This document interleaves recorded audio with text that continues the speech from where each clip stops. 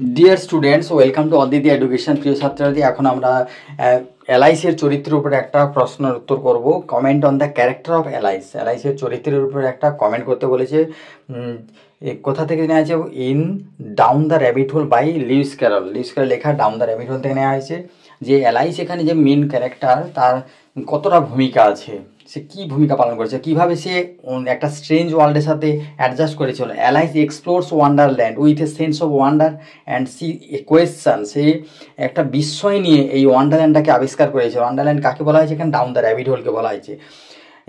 C question, সে question করে the অ্যাবসার্ডিটি, যে সমস্ত অ্যাবসার্ড জিনিসগুলো বেরিয়েছে, যেসব তার উপরে সে প্রশ্ন করেছে। হুইচ এনকাউন্টার্স, যে মুখোমুখি হয়েছে। সে সোজ কারেজ ইন ফেসিং স্ট্রেঞ্জ, সে সাহস দেখিয়েছে। সোজ কারেজ দেখিয়েছে, মানে সাহস দেখে ইন ফেসিং স্ট্রেঞ্জ, অদ্ভুত একটা সিচুয়েশান। সেই অদ্ভুত সিচুয়েশানকে যে ফেস করে তাকে সাহসের সাথে সে মোকাবিলা করেছে, দেখেছে। এবং she seeks logic and reason, সে একটা লজিক খুঁজে, মানে যুক্তি, এবং রিজন মানে কারণ খুঁজেছে। ইন অ্যান ইললজিক্যাল ওয়ার্ল্ড, অযৌক্তিক পৃথিবীতে।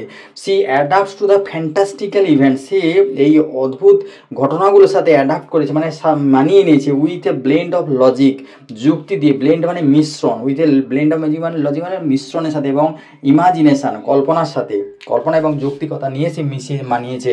থ্রু আউট হার জার্নি, পুরোপুরি তার জার্নির মধ্য দিয়ে, অভিযানের মধ্য দিয়ে। সে আন্ডারগোজ পার্সোনাল গ্রো, সে একটা ব্যক্তিগত বৃদ্ধির মধ্যে দিয়ে গেছে, মানে তার শারীরিক বৃদ্ধির মধ্যে সে অতিবাহিত করেছে। থ্রু আউট আর জার্নি, তার জার্নির মধ্য দিয়ে। সে আন্ডারগোজ মানে সে গেছে personal growth, learning to assert her self, কীভাবে নিজেকে ঠিক রাখতে হবে ওর মধ্যে। নেভিগেট চ্যালেঞ্জেস, এবং সে নেভিগেট মানে অ্যাকচুয়ালি পাড়ি দেওয়া, নাবা, সেই এটার মধ্যে নর্বেটের মধ্যে নামা। সেই চ্যালেঞ্জগুলোকে সে কীভাবে মোকাবিলা করেছে, সেগুলো কীভাবে সে পরিমাপ করতে পেরেছে। She adapts to the ever changing world, সে ক্রমশ পরিবর্তনশীল এই ওয়ান্ডারল্যান্ড র্যাবিট হোলের সঙ্গে সে কিন্তু তার পরিবর্তিত জগতের সাথে অ্যাডাপ্ট করে নিয়েছে। সে নিজের সাথেও অ্যাডাপ্ট করেছে, তার সাইকোলজিক্যালিভাবে সে অ্যাডাপ্ট করেছে, মানসিকভাবে অ্যাডাপ্ট করেছে, শারীরিকভাবে অ্যাডাপ্ট করেছে, মানে তার সাথে সেই পরিবর্তিত পরিস্থিতি সব কিছু মানিয়ে নিয়েছে। সেটাই এখানে তার চরিত্রের মূল দিক। এবং সবাইকে কিন্তু আমরা পরিবর্তিত পরিস্থিতিতে মানিয়ে নিতে যেতাম পারি, সেইভাবে এখানে বয়ঃসন্ধির ব্যাপারটাও তুলে ধরা হয়েছে। She was her wit and logic, সে তার বুদ্ধি এবং যুক্তি দিয়ে, তার মধ্যে যুক্তি খাটিয়ে টু সলভ প্রবলেম, সমস্ত সমাধান করতে পেরেছিল, সমস্ত সমস্যার সমাধান করেছে। সি কন্ট্রোলস, সে নিজেকে নিয়ন্ত্রিত করতে পেরেছে। কিসে নিয়ন্ত্রণ করতে পারে? পরিবর্তিত পরিস্থিতি। কোথাকার পরিবর্তিত পরিস্থিতি? এই র্যাবিট হোলের পরিবর্তিত পরিস্থিতি। এখানে বারবার ওয়ান্ডারল্যান্ডকে বড় হাতের ওয়ান্ডারল্যান্ড কথা লেখা হয়েছে কেন? এলআইস ইন ওয়ান্ডারল্যান্ড থেকে এই মূল অংশটা তুলে নেওয়া হয়েছে। এই র্যাবিট হোল অংশটা তুলে নেওয়া হয়েছে কোথা থেকে? Alice in Wonderland.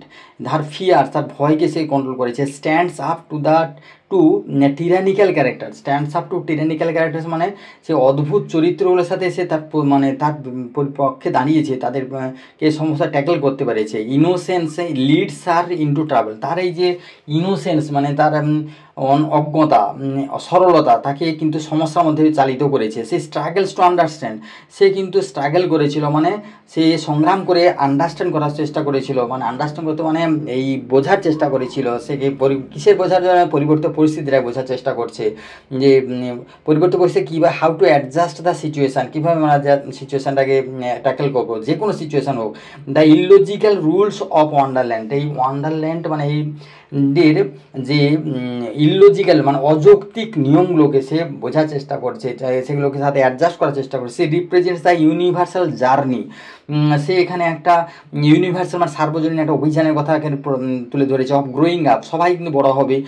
ইম্বডিং the challenges of navigating adulthood, এবং বয়সিক দিকগুলোকে সবগুলো তাকে চ্যালেঞ্জ করতে হবে। বয়সিক যে সমস্ত দিক ফুটে উঠবে তার মধ্যে, মানে অ্যাডোলেসেন্স পেরিয়ে যখন যে স্টেজে আসবে, সেই অ্যাডোলেসেন্স সময়টাকে তাকে ট্যাকেল করতে হবে, এবং সেটা সার্বজনীন হবে, সবার ক্ষেত্রে একই হবে। আইডেন্টিটি মানে তার এই যে পরিচিতি, তার শনাক্তকরণ, তাকে চেনা, দ্য সার্চ ফর মিনিং, এবং এর অর্থ খোঁজার চেষ্টা করতে হবে। সেইগুলো সেখানে তুলে ধরা হয়েছে, সবার দিকটাই তুলে ধরেছে। পাশে থাকার জন্য সবাইকে ধন্যবাদ। প্লিজ সাবস্ক্রাইব ইট যদি না সাবস্ক্রাইব করে থাকো। Share and comment on the page. Thank you. Have a nice day.